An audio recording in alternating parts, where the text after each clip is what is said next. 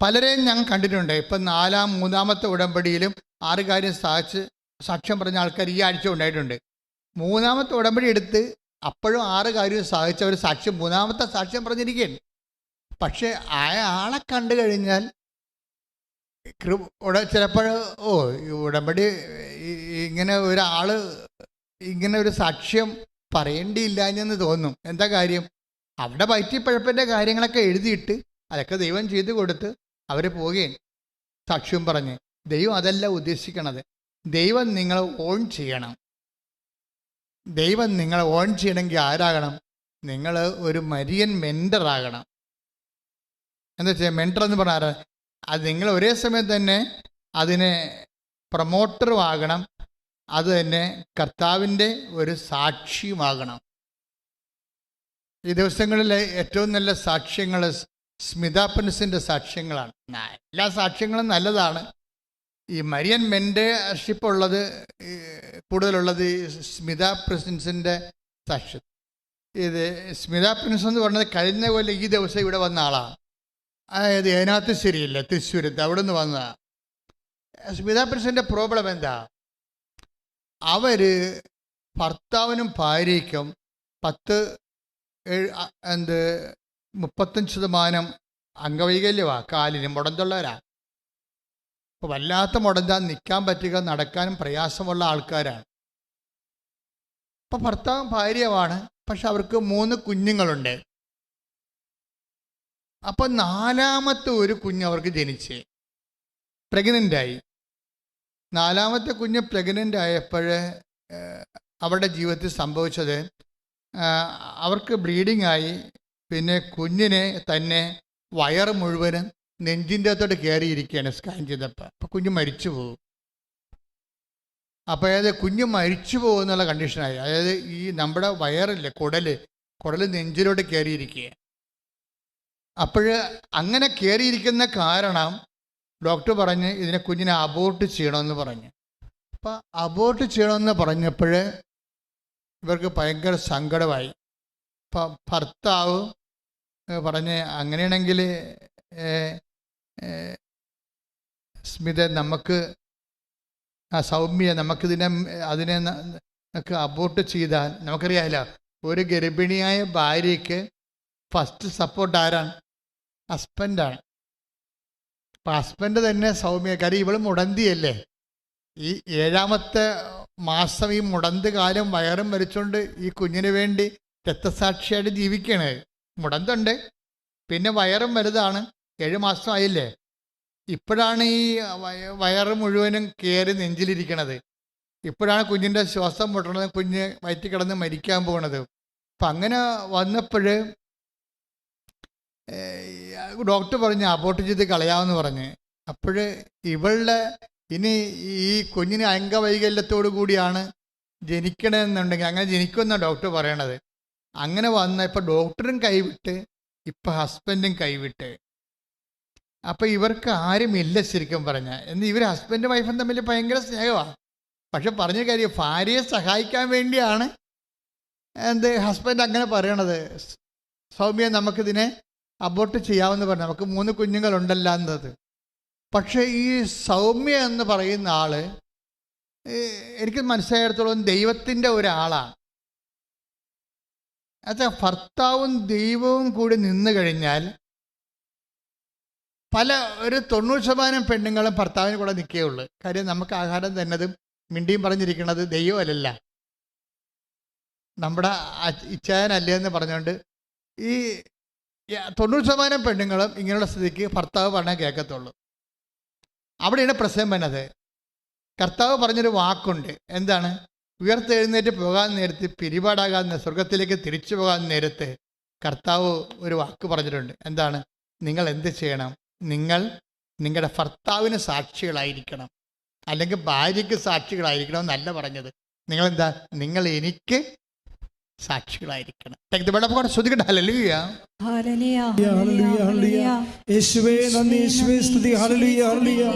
അപ്പോസ്തല പ്രവർത്തനം 1:8. എന്നാൽ പരിശുദ്ധാത്മാവ് നിങ്ങളുടെ മേൽ വന്നു കഴിയുമ്പോൾ, പറഞ്ഞേ, എന്നാൽ പരിശുദ്ധാത്മാവ് നിങ്ങളുടെ മേൽ വന്നു കഴിയുമ്പോൾ നിങ്ങൾ ശക്തി പ്രാപിക്കും. ജെറുസലേമിലും യൂദയ മുഴുവനിലും സമരിയായിലും ഭൂമിയുടെ അതിർത്തികൾ വരെയും നിങ്ങൾ എനിക്ക് സാക്ഷികളായിരിക്കുകയും ചെയ്യും. അപ്പൊ സാക്ഷികളായിരിക്കണം എന്ന് പറഞ്ഞാൽ ഭൂമിയുടെ അതിർത്തികൾ വരെയാണ്. എന്ന് വെച്ചാൽ ആഫ്രിക്ക വരെയാണോ അത് അന്റാർട്ടിക്ക വരെയാണോ? അല്ല, നമ്മുടെ ഭൂമിയുടെ അതിർത്തികൾ വരെ. നമ്മുടെ ഭൂമി എപ്പോഴാണ് തീരണത്? നമ്മുടെ ഭൂമി നമ്മൾ ഓർമ്മക്കുറവ് വന്ന് കിടപ്പിലാകുമ്പോൾ നമ്മുടെ നടപ്പ് തീരൂ. നമ്മുടെ നടപ്പ് എപ്പോൾ തീരുന്നു? അതാണ് നമ്മുടെ ഭൂമിയുടെ തീർച്ച. നമ്മുടെ ആയുസിൻ്റെ അറുതി വരെ നിങ്ങൾ എനിക്ക് ഓർമ്മയുള്ളിടത്തോളം കാലം എന്ന് എൻ്റെ അർത്ഥം. ഓർമ്മ ഉള്ളിടത്തോളം കാലം, നടക്കാൻ പറ്റുന്നിടത്തോളം കാലം നിങ്ങൾ എനിക്ക് സാക്ഷികളായിരിക്കും എന്ന് പ്രാർത്ഥിച്ചേ. കർത്താവേ, ഓർമ്മയുള്ളിടത്തോളം കാലം, നടക്കാൻ പറ്റുന്നിടത്തോളം കാലം അങ്ങയുടെ സാക്ഷിയായി ജീവിക്കാൻ എന്നെ അഭിഷേകം ചെയ്യണം. എന്നെ അഭിഷേകം ചെയ്യണം. ഹല്ലേലൂയ,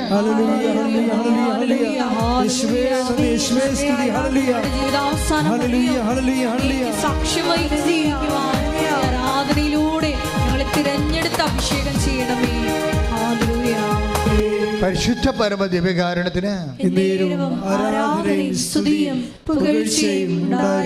അപ്പോൾ ഒരു ഗ്രീവിയസ് ആയിട്ടുള്ള ഒരു ക്രൂഷ്യൽ കാഷ്വാലിറ്റി നമ്മുടെ മുമ്പിൽ വരുമ്പോൾ മാത്രമേ നമ്മൾ വിശ്വാസിയാണോ ഇല്ലയോ എന്നറിയത്തുള്ളൂ. ഇപ്പം ദീപ സൗമ്യ ഒരു വിശ്വാസിയാണ്. എങ്ങനെ? ദൈവം മുദ്ര വെച്ച വിശ്വാസിയാണ്. വിശ്വാസികൾ എനിക്ക് തോന്നുന്നത് എൻ്റെ അനുഭവത്തിൽ രണ്ട് തരമാണ്. മുദ്ര വെച്ച വിശ്വാസികളും ഒരു മുദ്രയും ഇല്ലാതെ വിശ്വാസികളാണ് എന്ന് പറഞ്ഞ് സ്വയം പ്രഖ്യാപിത വിശ്വാസികളും. സ്വയം പ്രഖ്യാപിത വിശ്വാസികൾ സഭയിൽ 80%. സ്വയം പ്രഖ്യാപിത വിശ്വാസികൾ സഭയിൽ 80%. ദൈവം അംഗീകരിച്ചത് ഒരു 20% കാണുമായിരിക്കും. എന്താണ്? സൗമ്യ എന്താ പറയണത്? ഡോക്ടർ കൈ ഒഴിഞ്ഞു, ഇവർക്ക് മുടന്താണ്, അവളുടെ കൊച്ചിൻ്റെ വയറ് കുടല് ചങ്കിൽ കയറിയിരിക്കുകയാണ്, അത് കൊച്ചു ചത്തുപോകുമെന്ന് പറഞ്ഞ് ഭർത്താവും അവളെ സംരക്ഷിക്കാൻ വേണ്ടി പറഞ്ഞ് ഇതിന് നമുക്ക് കളയാമെന്ന് പറഞ്ഞു. ഇവള് കളയത്തില്ല. കളയാതെ പക്ഷെ അവളുടെ സപ്പോർട്ട് ചെയ്യാൻ ആരുമില്ല. അവൾ പറയണേ, എനിക്ക് ഒത്തിരി കസിൻസ് ഉണ്ടെന്നാണ് പറയണത്. എനിക്കൊത്തിരി കസിൻസ് ഉണ്ട്. പക്ഷേ ഇപ്പോഴ് ആരും ഈ ഒരു വിഷയത്തിൽ എനിക്കൊരു നല്ല വാക്ക് പറയാൻ പോലും ആരുമില്ല. എന്താ കാര്യം? ഇവള് സ്വന്തമായിട്ടുണ്ടാക്കിയെടുത്തതാണിത്. ഈ കുരിശ് ആരും ഉണ്ടാക്കി അവിടെ പെടലേക്ക് വെച്ച് കൊടുത്തതല്ല. ഈ കുരിശ് ഇവക്ക് വേണമെങ്കിൽ ഒഴിവാക്കാമായിരുന്നു.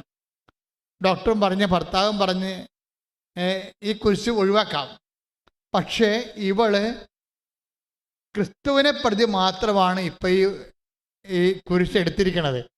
അപ്പം അതുകൊണ്ട് ആരും അവളെ കൺസോൾ ചെയ്യാനില്ല. അവൾ പറഞ്ഞു, എനിക്ക് ഒത്തിരി കസിൻസ് ഉള്ളതാണ്, എല്ലാ കാര്യത്തിനും അവരെന്നെ ഹെൽപ്പ് ചെയ്യുമായിരുന്നു. ഇപ്പോഴ് പൊടി പോലും ഇല്ല കണ്ടുപിടിക്കാന്ന് പറഞ്ഞ പോലെയാണ്. കസിൻസിൻ്റെ പൊടി പോലും ഇല്ല. അവർ വിളിച്ചു പോലും ചോദിക്കണില്ല.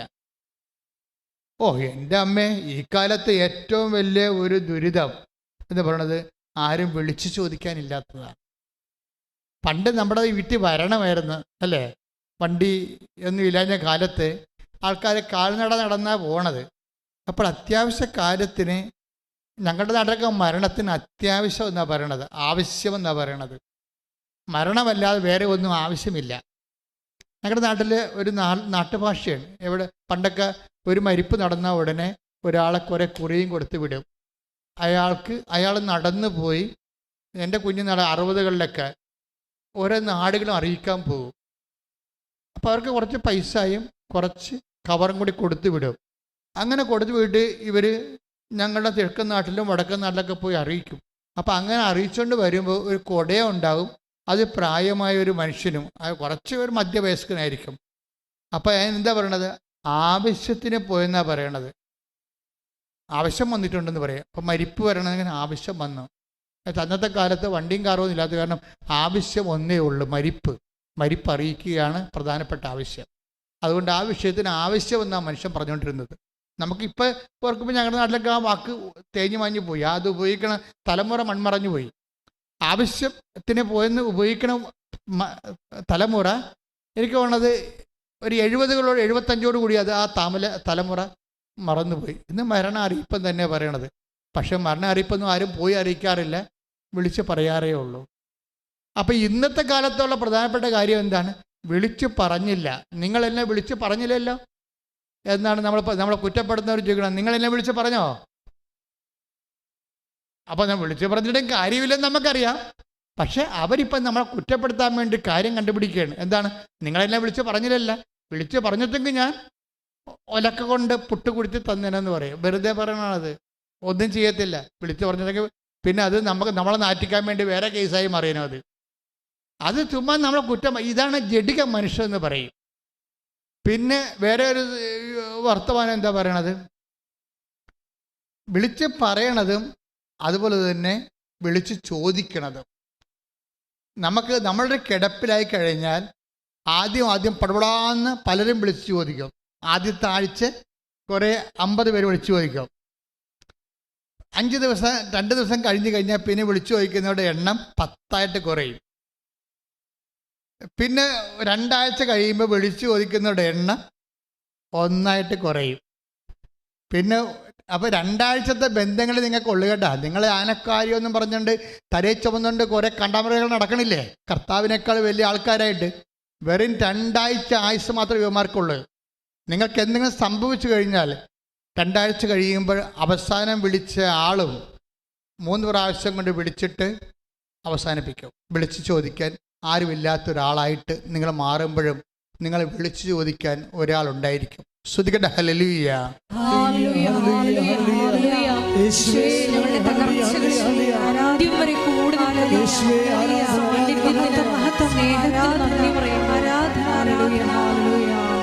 ദൈവത്തെക്കാൾ പ്രാധാന്യം കൊടുത്തുകൊണ്ട് തലേ ചുമന്ന് നടക്കുന്ന പിണ്ണാക്ക് ചാക്കുമൊക്കെ ഇറക്കി താഴെ വെക്കണം. ഞാൻ ബന്ധുക്കളാണ്, സ്വന്തപ്പെട്ടവരാണെന്നൊന്നും പറയണില്ല. ദൈവത്തെക്കാൾ പ്രാധാന്യം ആർക്ക് നിങ്ങൾ കൊടുത്താലും അത് നനഞ്ഞ പിണ്ണാക്കും ചാക്കാണ്. 3 മാസം കഴിഞ്ഞാൽ പിന്നെ അവർ നമ്മളോട് വിളിച്ച് ചോദിക്കത്തില്ല. നിന്നെ വിളിച്ചു ചോദിക്കാനുള്ള അവസാനത്തെ ആളും നിന്നെ കൈവിട്ടാലും നിന്നെ വിളിച്ചു ചോദിക്കുകയും നീ ഇനി ഒടുവിൽ ഒരു കണ്ണീരായി നിന്റെ അന്ത്യയാത്രയ്ക്ക് പോകുമ്പോഴും ഒരു മനുഷ്യൻ അവിടെ കൈയും കാണിച്ച് നിൽക്കുന്നുണ്ടാകും. അവൻ്റെ കയ്യൊരു അണിപ്പഴുതുണ്ടാകും. അവൻ്റെ പേരാണ് ക്രിസ്തു. കൈയടിച്ച് സ്തുതിക്കട്ടെ ഹല്ലേലൂയ.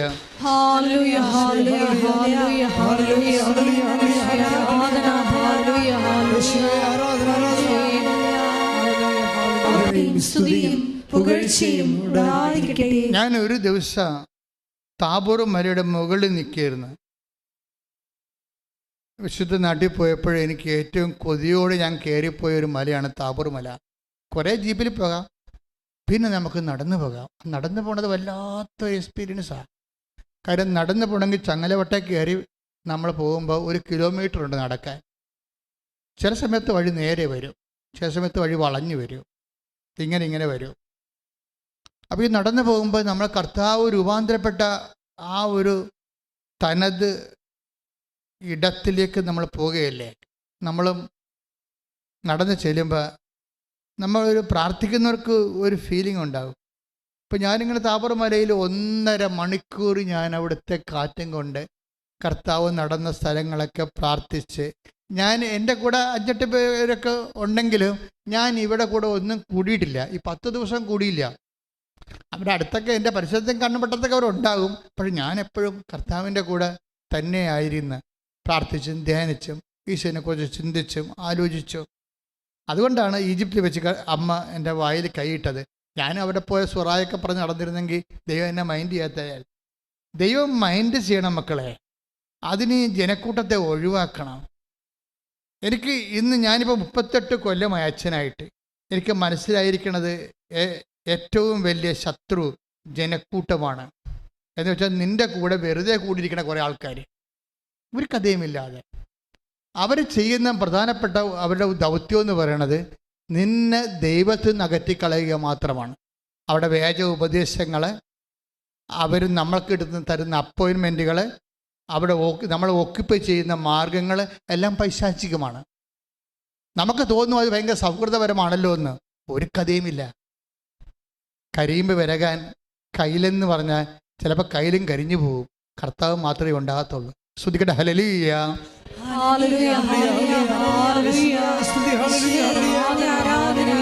ദിവ്യകാരുണ്യത്തിന് ഞാനിങ്ങനെ താബോർ വരെ നിൽക്കുമ്പോൾ എനിക്ക് അവിടുത്തെ ടോപ്പോഗ്രഫിയെക്കുറിച്ച് ഏറെക്കുറെ ഒരു ധാരണയുണ്ട്. കിഴക്കോട്ടും തെക്ക് കിഴക്കോട്ടും നോക്കുമ്പോൾ, താബോർ മലയിൽ നിന്ന് തെക്ക് കിഴക്കോട്ട് നോക്കുമ്പോൾ ഹെർമോൺ മലയാണ്. ഒരകല ഒരു ക്യാൻവാസിൽ മല വരച്ചതുപോലെ തോന്നത്തുള്ളൂ നമുക്ക്. പക്ഷെ അവിടെ മഞ്ഞ് പെയ്യുന്നത് മനസ്സിൽ എവിടെയോ കുളിര് കോരുന്ന ഒരു അനുഭവം നമുക്കുണ്ടാകും. കാര്യം വി ആർ ഇൻ അനോയിൻറ്റിങ് സ്റ്റേജാണ്.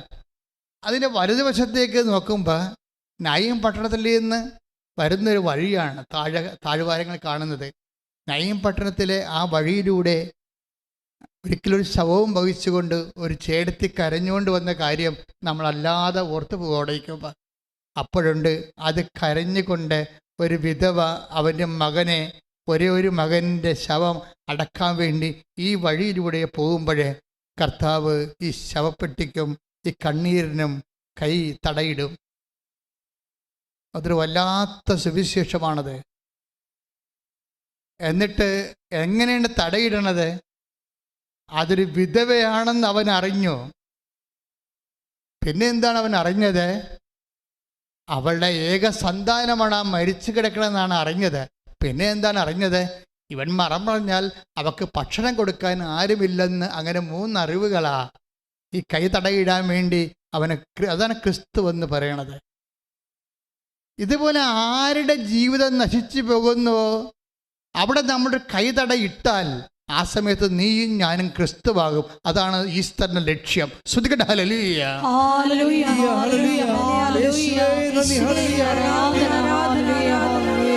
Extra ordinary circumstances of life എന്ന് ഞാൻ പറഞ്ഞത്. ജീവിതത്തിൻ്റെ വിശേഷ വിധിയായ സമയം. ഇവിടെ വിധവയ്ക്കൊന്നും ചെയ്യാനില്ല. ഇനി മരിച്ചു കിടക്കുന്ന മകന് ഒന്നും ചെയ്യാനില്ല.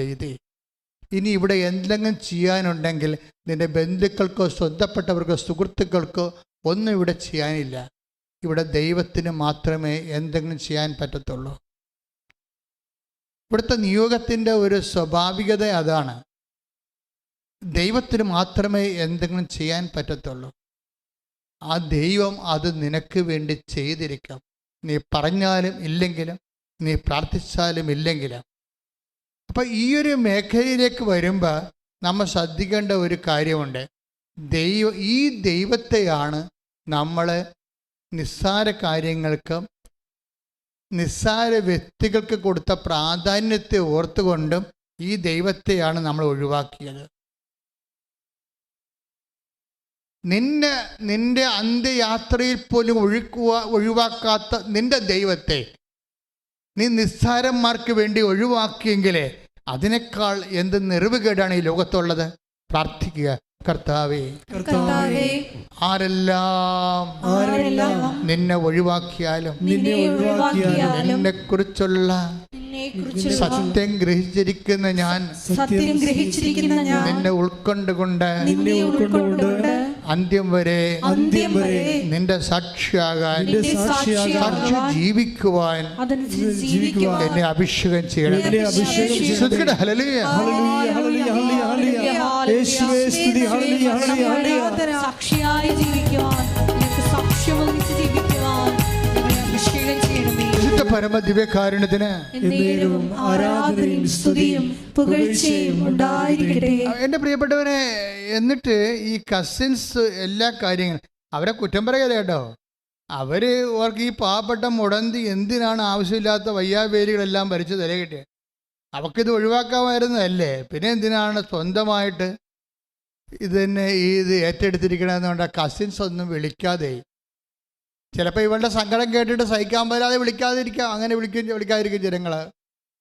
പിന്നെ ഇങ്ങനെ ആവലാതിയല്ലേ കേൾക്കേണ്ടെന്ന് വിചാരിച്ചുകൊണ്ട് വിളിക്കത്തില്ല. അപ്പം അങ്ങനെ മനുഷ്യൻ ഇങ്ങനെ അവരുടെ ഭാരം കൂടുമ്പോൾ ആ ഭാരം അവർ ഇറക്കി വെച്ചുകൊണ്ടിരിക്കാം. അതുകൊണ്ട് നമ്മളെ ഇന്നല്ലെങ്കിൽ നാളെ അവിടെ ചുമലിന്ന് നീ അവലംബം വെച്ചിരിക്കുന്ന ആൾക്കാരെ ഇറക്കി വെക്കുമെന്ന് അറിയണം. അതാണ് ഏറ്റവും വലിയ അറിവെന്ന് എനിക്ക് തോന്നുന്നത്. നീ ചുമന്നുകൊണ്ട് നടക്കുന്നവരെ ഇന്നല്ലെങ്കിൽ നാളെ ആഘോഷമായി നിന്നെ ഇറക്കി വെക്കുന്ന ഒരു കാലമുണ്ടാകും. കർത്താവിനും അറിയാമായിരുന്നു ഇറക്കി വെക്കുമെന്ന്. ചുമ്മാ ഗുരുവെന്നൊക്കെ വിളിച്ച് പരുവെന്നൊക്കെ വിളിച്ച് നടക്കണ വെറുതെയാണെന്ന് അറിയാമായിരുന്നു. നിങ്ങളെന്നെ ഇങ്ങനെ വിളിക്കും, പക്ഷെ തന്താങ്ങളുടെ വഴിക്ക് നിങ്ങൾ പോകും. തന്താങ്ങളുടെ വഴി എന്ന് പറഞ്ഞ് ബൈബിൾ ഉപയോഗിക്കുന്നൊരു വാക്കുണ്ട്, വല്ലാത്ത വാക്കാണ്. നിങ്ങളെല്ലാവരും എന്നെ ഉപേക്ഷിക്കുമെന്നും തന്താങ്ങളുടെ വഴിക്ക് പോകുമെന്ന്. ശ്രദ്ധിക്കട്ടെ. ഹല്ലേലൂയ. ഹല്ലേലൂയ. 16:42.